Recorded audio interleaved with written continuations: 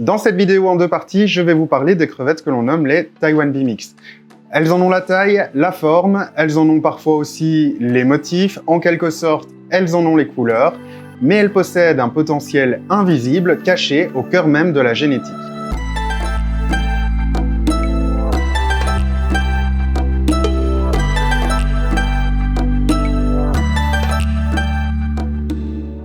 Bienvenue à toi si tu découvres ma chaîne orientée 100% invertébrés sur laquelle j'aborde des sujets spécifiques à la maintenance, la reproduction, l'élevage, la sélection des invertébrés dans nos aquariums, et ce, dans l'objectif de les rendre accessibles au plus grand nombre. Comme la majorité des crevettes qui peuplent nos aquariums, les Taiwan Bee Mix sont issus de la sélection par l'homme.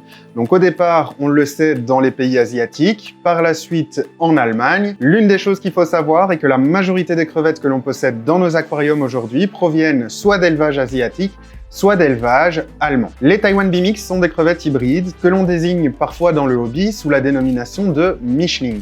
Un Mischling, qu'est-ce que c'est? Eh bien, dans le cas présent, il s'agit du terme qui va désigner une crevette issue du croisement entre une crevette de la variété Crystal et une crevette de la variété Taiwan Bee. À l'issue de ce croisement, on va obtenir ce que l'on appelle un hybride. Cet hybride sera porteur de la mutation Shadow, donc qui est la mutation des Taiwan Bee, en tout cas celle qui va permettre de sélectionner au fur et à mesure les crevettes Taiwan Bee comme on les connaît, mais elle aura le phénotype, donc c'est-à-dire qu'elle ressemblera à une crevette cristal. Pas forcément la crevette cristal de départ, on le verra. Et donc finalement, si je réalise un croisement entre une crevette issue de la variété cristal et une crevette Taiwan Bee, je ne vais pas parler de sélection parce que je vais réaliser ce que l'on appelle une hybridation.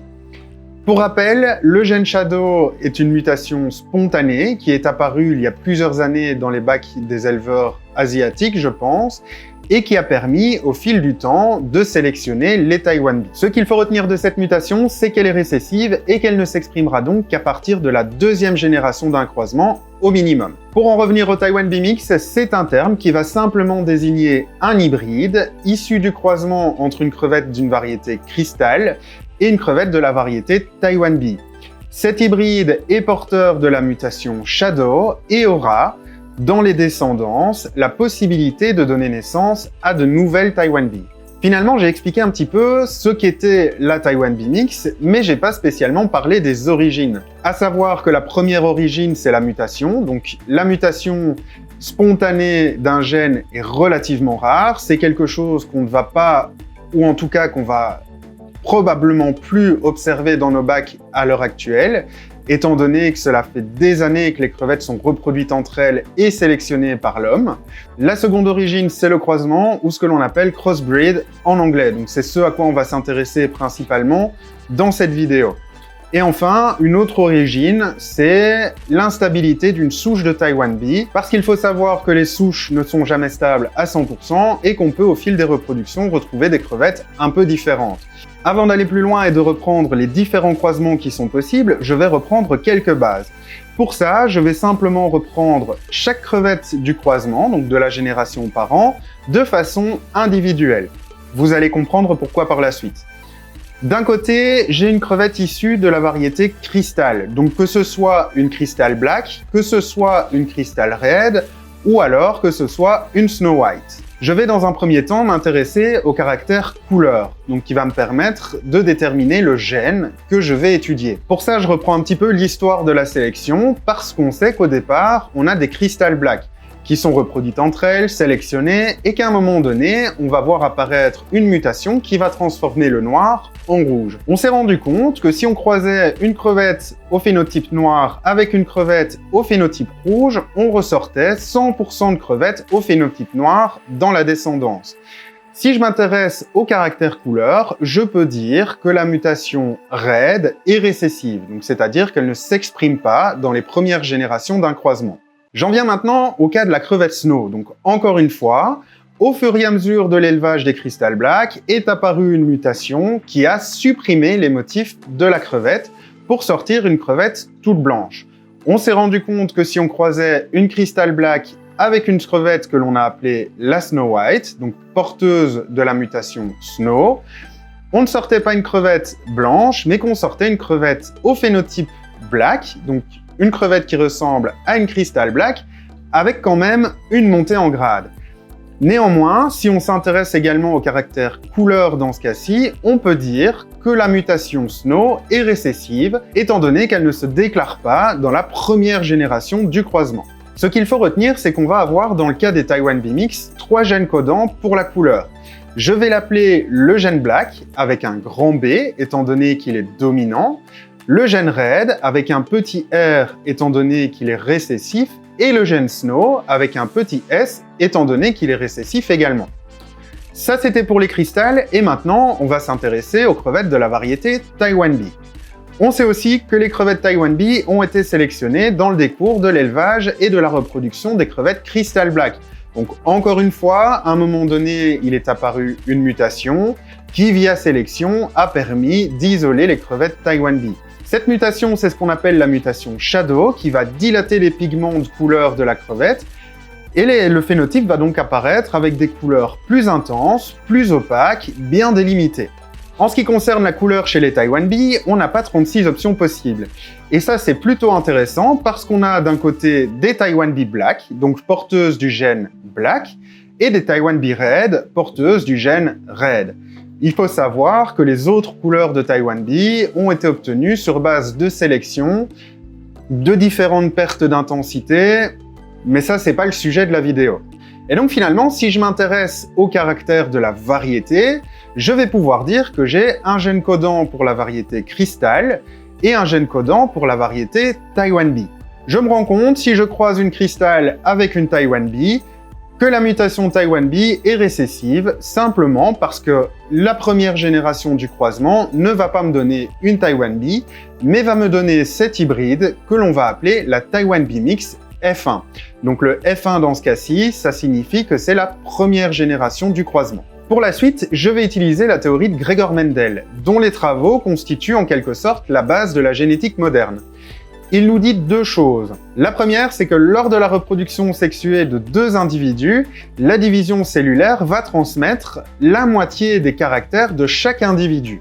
La seconde explique que la répartition des gènes se fait de façon aléatoire et va déterminer le phénotype, donc le look en gros, de l'individu. Mais elle explique aussi qu'au vu de son caractère aléatoire, il faudra prendre toutes les possibilités en compte pour estimer un petit peu le résultat à l'issue d'un croisement. C'est dit de façon vulgarisée, mais ça résume bien l'idée. Dans le cas du croisement entre une crevette de la variété Crystal avec une Taiwan B, je vais être confronté à la dominance de certains gènes par rapport à d'autres gènes. Mais je sais que les gènes dominants sont les gènes Crystal et les gènes Black, tandis que les gènes récessifs sont les gènes Taiwan B, Red et Snow. Je vais donc, pour exemplifier un petit peu tout ça, me baser sur l'observation de deux caractères. Le caractère variété, donc soit Crystal, soit Taiwan B, et le caractère couleur, Black, Red ou Snow. On va avoir 6 hybridations possibles pour obtenir des Taiwan B Mix F1. Donc pour rappel, F1, ce sera la première génération du croisement. Un croisement simple consiste à prendre une Crystal Black que je vais faire reproduire avec une Taiwan B Black. Ce sera ma génération par an F0. Je pars du principe que ces deux crevettes sont issues d'une lignée pure, ou encore souche stable à hauteur de 100%, pour pouvoir dire qu'ils sont homozygotes sur leur paire de chromosomes. Je vais donc pouvoir déterminer un patrimoine génétique pour la Crystal Black, Crystal, Crystal, Black, Black, et un patrimoine génétique pour la Taiwan B, Taiwan B, Taiwan B, Black, Black. À l'issue de mon croisement, je vais obtenir des hybrides de première génération, donc les Taiwan B Mix F1, qui auront chacune la moitié du patrimoine génétique de chaque parent. J'aurai donc 50% de Taiwan B Mix avec le patrimoine génétique Taiwan B Crystal Black Black et 50% de Taiwan B Mix avec le patrimoine génétique Crystal Taiwan B Black Black. À l'issue de ce croisement, j'ai donc 100% d'hybrides porteurs du gène récessif Taiwan B et du gène dominant Crystal. Je remarque également que j'ai 100% d'individus qui sont porteurs du gène Black. Le phénotype de ma première génération est donc Crystal Black, étant donné le caractère dominant du gène Crystal sur le gène Taiwan B. Si je croise mes Taiwan B Mix entre elles. Donc je fais Taiwan B-Mix F1 fois Taiwan B-Mix F1. Je vais obtenir en deuxième génération 25% de Crystal Black, donc qui auront comme patrimoine génétique Crystal, Crystal, Black, Black.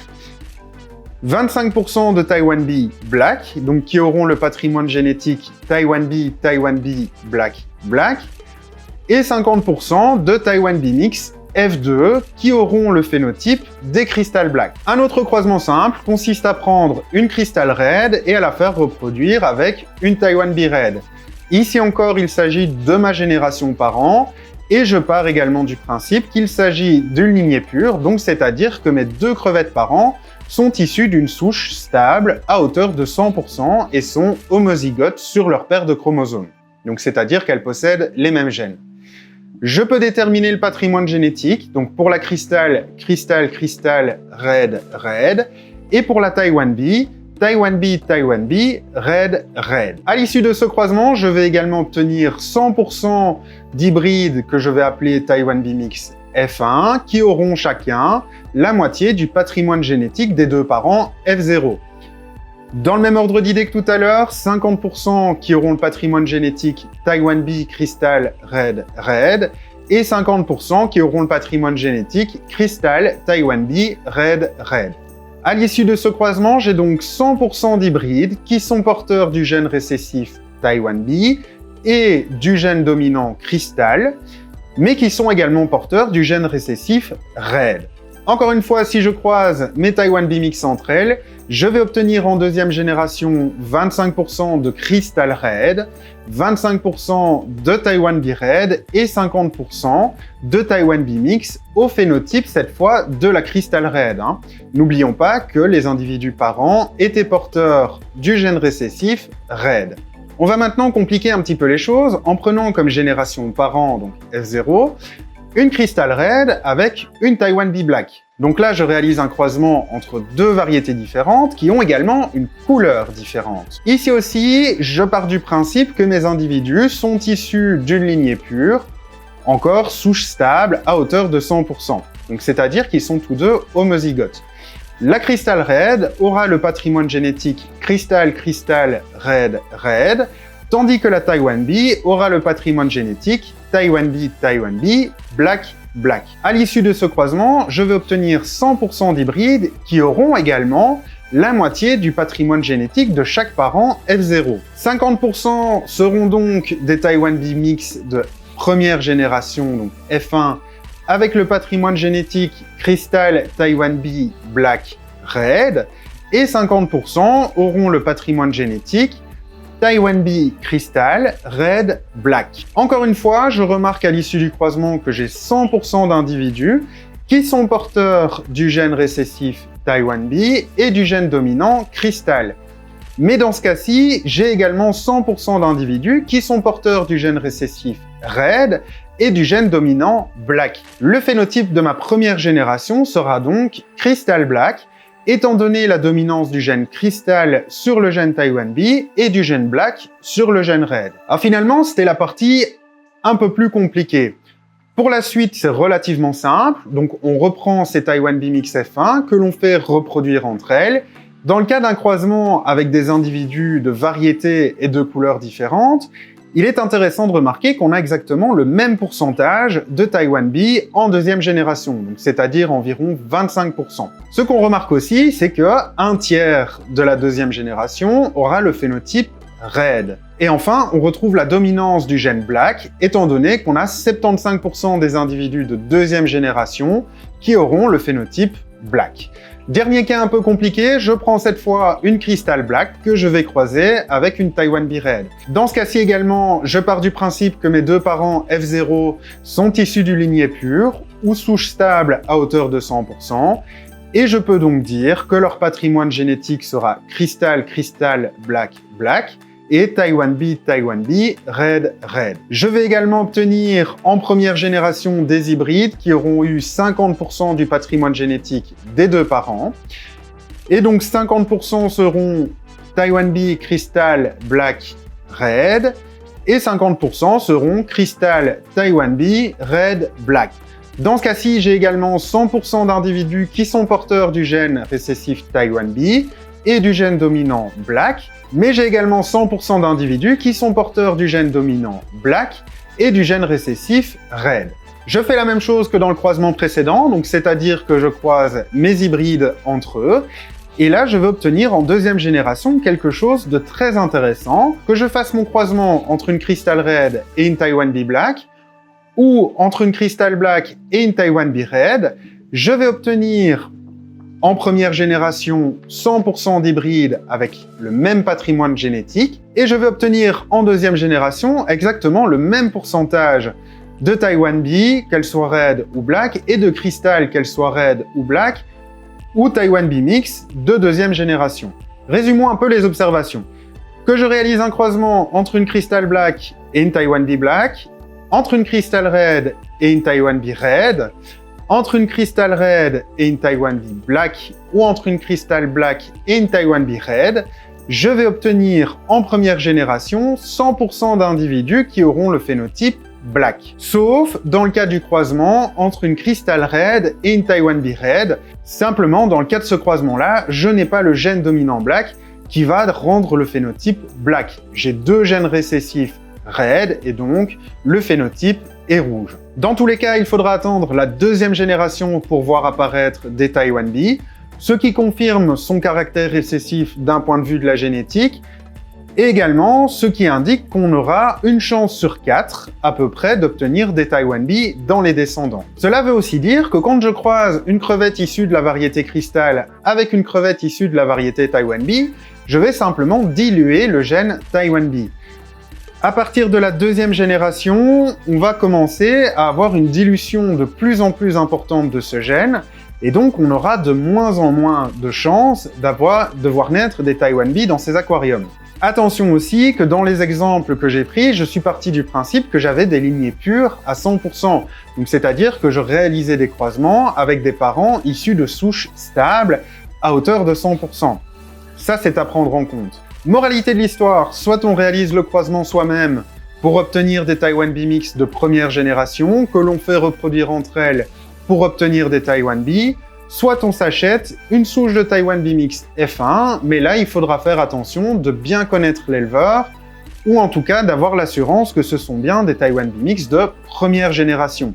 Parce que comme on l'a vu, les hybrides de génération ultérieure n'auront pas le même pourcentage de Taiwan Bee à la naissance. En résumé, les Taiwan Bee Mix sont des crevettes hybrides issues du croisement entre des crevettes de la variété Crystal et des crevettes de la variété Taiwan Bee. En première génération, elles ont soit le phénotype Crystal Red ou Crystal Black, suivant la dominance d'un gène sur l'autre. Ces hybrides sont porteurs de la mutation Shadow, et elles ont donc le potentiel, si on les reproduit entre elles, de donner naissance à de jeunes Taiwan Bee que l'on pourra sélectionner par la suite. On retiendra, si l'on s'intéresse aux croisements qui donnent naissance à ces hybrides, que les gènes Crystal et Black sont dominants par rapport aux gènes Taiwan Bee, Red et Snow. Il faudra donc attendre la deuxième génération d'un croisement pour obtenir des crevettes qui vont développer le caractère récessif que l'on observe. Il existe deux autres croisements qui vont donner naissance à ces crevettes hybrides. Vous l'aurez deviné parce que j'en ai touché un mot dans cette première partie de la vidéo, elle implique le croisement de crevettes Snow avec le croisement de crevettes Taiwan Bee.